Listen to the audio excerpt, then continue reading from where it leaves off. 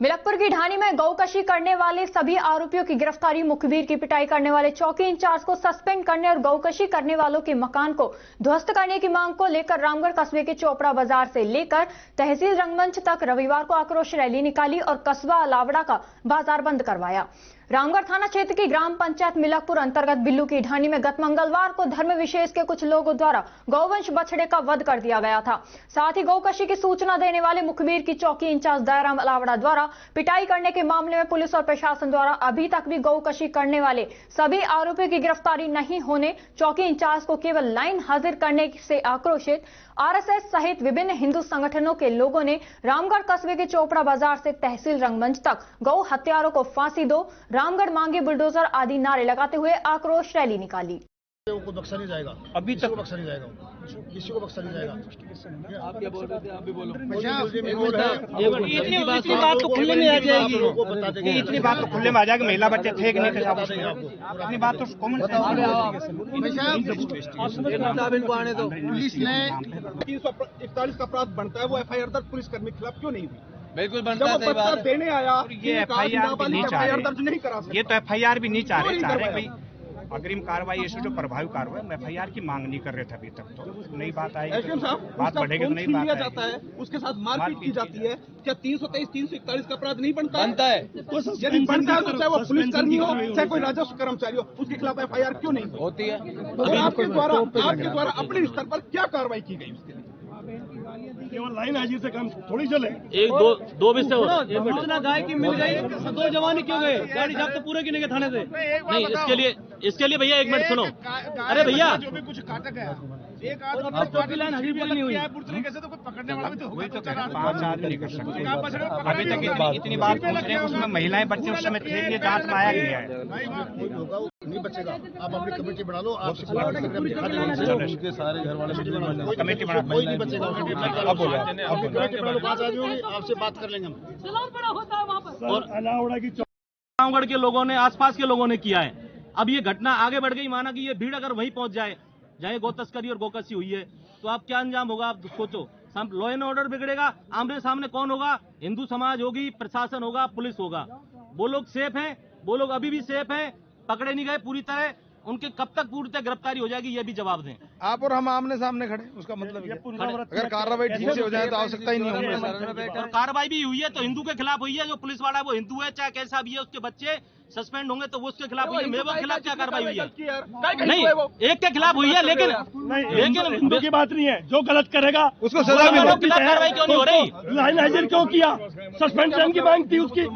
सवाल हिंदू का नहीं है। मतलब हिंदू पाप करेगा तो उसको माफ थोड़ी किया जाएगा, कोई भी हो चाहे। जो गुनाह करेगा वो सजा का हकदार होगा। अभी भी हिंदू समाज ही कटघरे में, मेरा कहने का अर्थ ये है, उनके खिलाफ क्यों कार्रवाई नहीं हो रही? यहाँ भी खड़े तो हम खड़े, कानून से मांग रहे हैं तो हम भी मांग रहे हैं। कोई और किसी को और बात पहले भी अकबर जैसा कांड हो चुका है। अगर इसको आप नहीं चाहते तो बिल्कुल जो ये मांग रख रहे हैं ये तुरंत से तुरंत कर दो। नहीं फिर ये कांड होने लगेंगे ना, तो फिर न तो हिंदू समाज किसी के बहुसंख्यक है हिंदू समाज भारत में, और बहुसंख्यक के साथ में ही ऐसी घटनाएं हो रही हैं, उनके धर्म पे ही आंच आ रही है। ऐसा क्यों हो रहा है? प्रशासन वगैरह उनके वो तो कुछ भी कर जाते हैं, लेकिन प्रशासन उनकी मदद करता है, ये 100% है।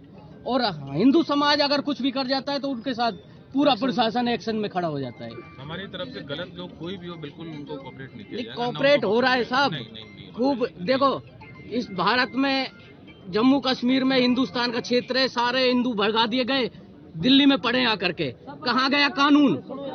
और बांग्लादेश में सारे हिंदुओं को काट दिया, वो उस देश का मैटर है। लेकिन पश्चिम बंगाल में सारे हिंदुओं को काट दिया गया, यहाँ तक कि बीजेपी के विधायकों को भी मार दिया गया। लेकिन कहाँ गया कानून? और यहाँ पे हमारे रामगढ़ में हिंदू बहुसंख्यक क्षेत्र में गाय काट दी जाती है, कहाँ गया हिंदू वो? एक मिनट भाई साहब, कानून? यूपी में एक लड़की को एक चौराहे पे छेड़ के दूसरे चौराहे पर वो एनकाउंटर कर दिया जाता है। या उनके पास में समय नहीं होता क्या सोचने का?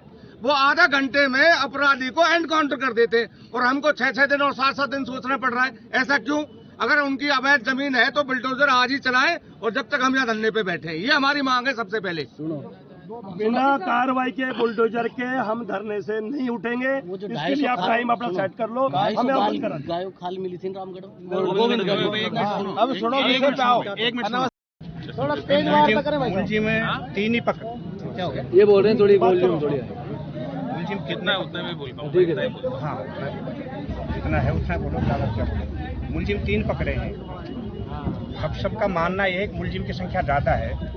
बीफ क्या सप्लाई होता है, वो घर में तो करते नहीं। सप्लाई कहाँ कहाँ होता है, किस किस के पास जाना था, कौन कौन उपयोग करता, कॉन्स्पिरेसी में कौन कौन शामिल है। एक तो मांग ये है कि षड्यंत्र में 4-5 मुलजिम ही नहीं है जो नाम दर्ज है, कम से कम 20-25 मुलजिम है इसके अंदर। जिस प्रकार से वहाँ के इलाके के लोगों के जो बातें हैं कि लंबे समय से एक को जोरमल नाम का मुलजिम है, वो इनका सरगना है इसका, सब थानदारी बताता हूँ। जोरमल नाम का वो लंबे समय से कर रहा है इस प्रकार का, पकड़ में नहीं आ रहा था। दूसरा क्या है कि कोई भी आदमी कानून की मदद करता है, मुखबिरी भी करता है, बिना मुखबिरी के प्रशासन पुलिस अधूरा है। जिस बच्चे ने सूचना दी उस बच्चे के साथ होटो करना, यहाँ तक कुछ लोग करें वीडियो है, थप्पड़ मारा पुलिस के द्वारा, ये 2 बातें हैं। तीसरा क्या है कि इस प्रकार की सांप्रदायिक माहौल खराब नहीं हो, हम चाह रहे हैं कि माहौल खराब नहीं हो, इसलिए इस प्रकार की घटनाओं की पुनरावृत्ति नहीं हो, ऐसे इन लोगों को कड़ी सजा मिले, वो प्रावधान कानून के तहत बना करके ना। और अगर उनका अवैध मकान है, अवैध हम जोड़ रहे हैं, तो उसके ऊपर प्रशासन कार्रवाई करे। ये 3 मांगे आपने, यही मांगे ना, वो ध्वस्त किया जाए। हाँ, वो प्रशासन कार्रवाई ध्वस्त में आ जाता है। अवैध होगा तो ध्वस्त होगा, अवैध पाया जाता है, अवैध पाया जाता है। अगर किसी का लीगल हो तो हम कैसे कर पाएंगे? आप भी नहीं लेकिन यदि वो अवैध है तो उसे बचाने का प्रयास ना किया जाए। हाँ, अवैध है तो बचाने का प्रयास ना किया जाए। अब तक की सब अवैध है तो बचाने का प्रयास। अब तक की सबसे पहले तो आप लैंड होल्डर, तो आप बताएं उसकी रिपोर्ट क्या है। सुनिए थोड़ा सा जी, थानेदार जी से मैंने बात करी। 1 मिनट चुप हो ले, हम बता देंगे शांति से। आपने ऐसी 3 चीजें रखी। थानेदार जी से मैं लगातार टच में था, अभी भी मैंने लेटेस्ट फीडबैक लिया। इन्होंने 3 लोगों को अरेस्ट किया है। जी, आपका कहना है कि अपराधी ज्यादा है। थानेदार जी अभी भी प्रयास में है, और जो भी लीगली होगा, जैसा कह रहे हो कि आप गलत हुआ है तो कानूनन सख्त से सख्त कार्रवाई हो, बिल्कुल सबसे सख्त कार्रवाई होगी। जांच कर रहे हैं। आपके पास अगर कोई इनपुट है कि कहाँ है तो उनको अरेस्ट करने में हम आपके साथ हैं। गलत चीज़ों को कतई सहयोग नहीं करेंगे, ये आप निश्चित हैं। पहली बात। दूसरा, आपने ये बताया कि किसी मुखबिर के साथ कोई न्यूसेंस किया गया है। अगर ऐसा किया गया तो हम बिल्कुल उसको गलत मानते हैं। थानेदार जी से बात करूंगा। कोई पुलिस का था शायद, जैसा बता रहे हैं, पुलिस का बात करेंगे थानेदार जी से, उसके खिलाफ देखिए भैया ऐसा गलत है, फिर लोग हमारे सहयोग में नहीं आ पाएंगे, खासकर इस प्रकार के मामले में। बिल्कुल। तीसरा आपने रखा कि आपने अच्छी बात की, आपने बड़ा अच्छा जोर देके कहा कि यदि अवैध है तो, जैसा मैंने तहसीलदार जी से बात करी, सिवाई चक में कहीं कोई निर्माण नहीं पाया गया।